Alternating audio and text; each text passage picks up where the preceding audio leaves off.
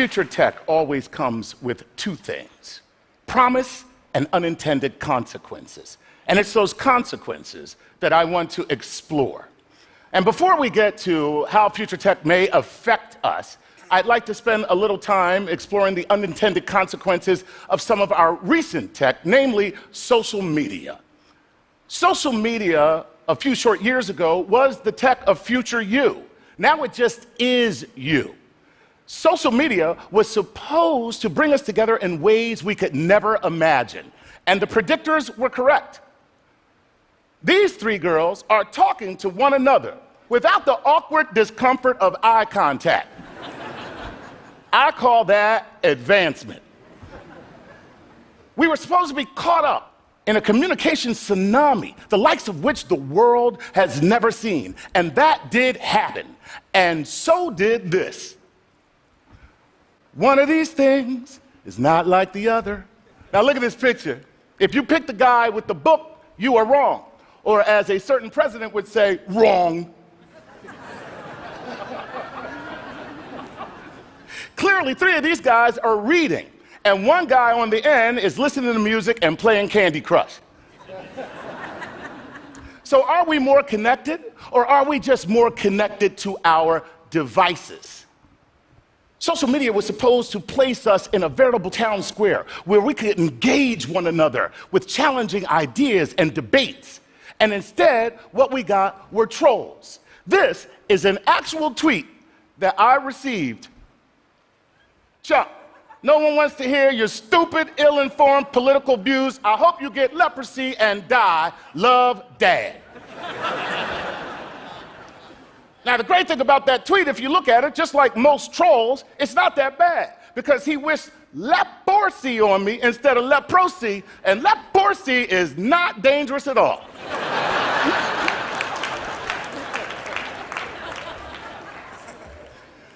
Along with trolls, we got a brand new way of torturing teenagers: cyberbullying. A concept that my 75-year-old mother just can't seem to wrap her head around. So did they hit him? No, Mom, they didn't hit him. Did they take his money? No, Mom, they didn't take his money. They put his face in the toilet? No, Mom, they didn't. Well, what did they do? They attacked him on the internet. Attacked him on the internet? Well, why don't you just turn off the internet? Your whole generation is a bunch of wussies. She's got a point. She's got a point. And I don't even want to talk about what social media has done to dating. I was on Grindr until I found out it wasn't a sandwich app.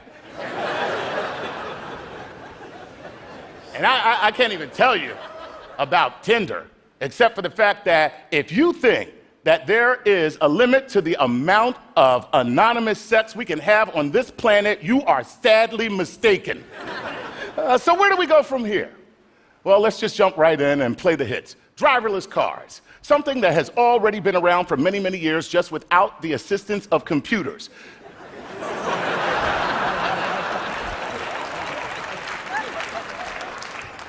Because for years, we have been driving while texting, putting on makeup, shaving, reading. Actually reading, that would be me.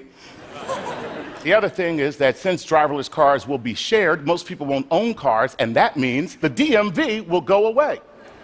The DMV, I know what you're saying right now. There's no way this guy's going to stand up here and make a case for the DMV. Well, I don't know about you, but I do not want to live in a world where harsh fluorescent lights, endless lines, terrible forms to fill out, and disaffected, soulless bureaucrats remind me that I am pretty damn lucky not to work here. That is the real service they provide, the DMV.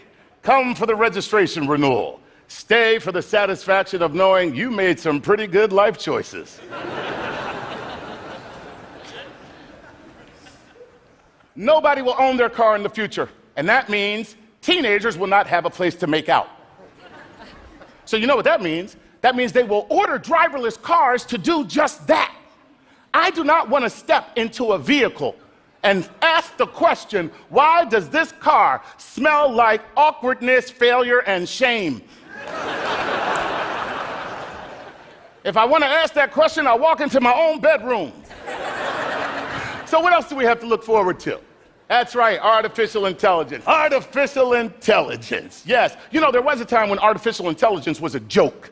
I mean, literally, a quip that you would hear at a cocktail party when somebody would bring it up in conversation. Artificial intelligence? The only real artificial intelligence is our American Congress. Well, it's not funny anymore.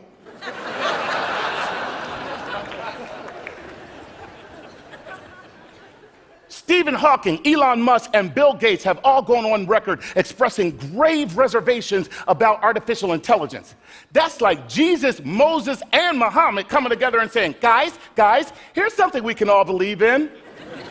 You might want to go with that, is all I'm saying. We are actually teaching machines how to think, how to understand our behavior, how to defend themselves, and even practice deception. What could possibly go wrong? The one thing is for sure, the creation always despises its creator, okay? The Titans rose up against the gods, Lucifer against Jehovah. And anybody who has a teenager has heard these words, I hate you and you're ruining my life, I hate you. Now just imagine that sentiment with a machine that can outthink you and is heavily armed. The result? Absolutely.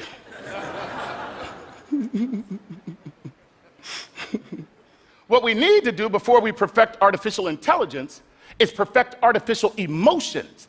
That way, we can teach the robots or machines how to love us unconditionally so that when they figure out that the only real problem on this planet is us, instead of destroying us, which, by the way, is totally logical, they will find us adorable, like baby poop.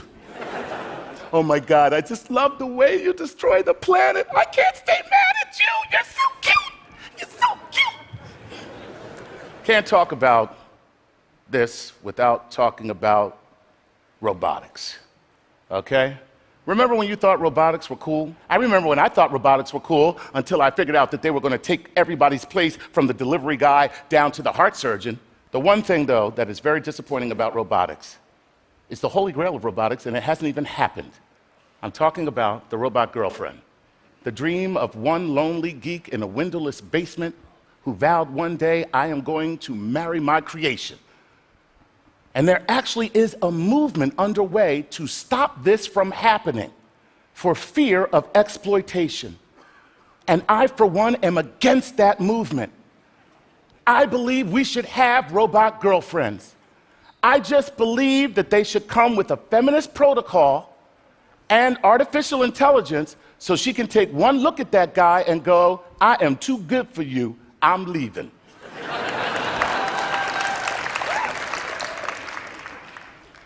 And finally, I have to talk about bioengineering, an area of science that promises to end disease before it even begins, to help us live longer, fuller, healthier lives. And when you couple that with implantable hardware, you are looking at the next incarnation of human evolution. And all of that sounds great until you figure out where it's really going. One place, designer babies, where no matter where you are on the globe or what your ethnicity, babies will end up looking like that. That boy is surprised because he just found out both his parents are black.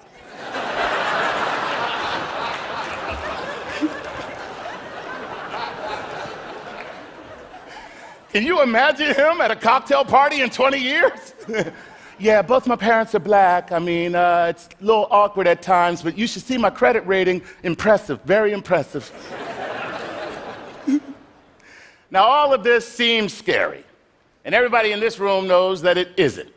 Technology isn't scary, never has been, and it never will be. What's scary is us and what we will do with technology. Will we allow it to expose our humanity, showing our true selves and reinforcing the fact that we are indeed our brother's keeper?